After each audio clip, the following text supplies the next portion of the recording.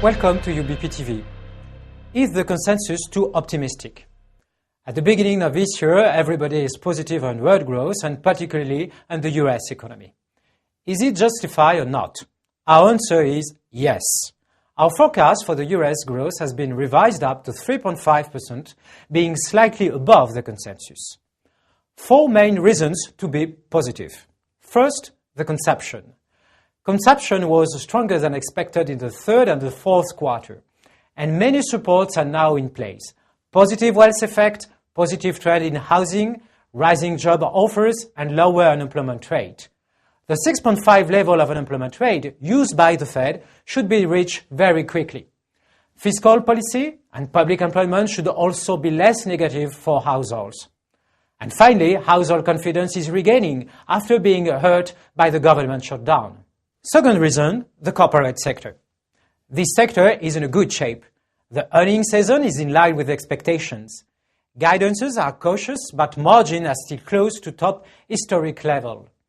High profits mean higher capex, re-leveraging, more M&A, and also share buyback. Of course, the low cost of energy in the US has helped to revitalize corporate sector and help large and small firms. Some firms in some specific sector also accept to pay higher salaries to qualified workers, which is a very positive signal. Third reason, the net trade. It should turn more positive thanks to ongoing stabilization in developed countries. US exports will benefit from the European and Japanese recovery and should not be particularly hurt by the adjustment in emerging countries. Fourth reason, the US monetary policy. It is still accommodative, even if it is less aggressive. No rate hike is expected this year, and the cost for financing should remain at low level. The quantitative easing will end progressively as the growth rebounds, but the Fed balance sheet will continue to expand, even at a more moderate pace. Let's draw some interesting conclusions. US growth is expected to be above its potential this year. US inflation is expected to remain below its normal level.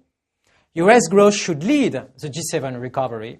And finally, US recovers its leadership. Leadership in economy, leadership in technology, in energy, and in finance.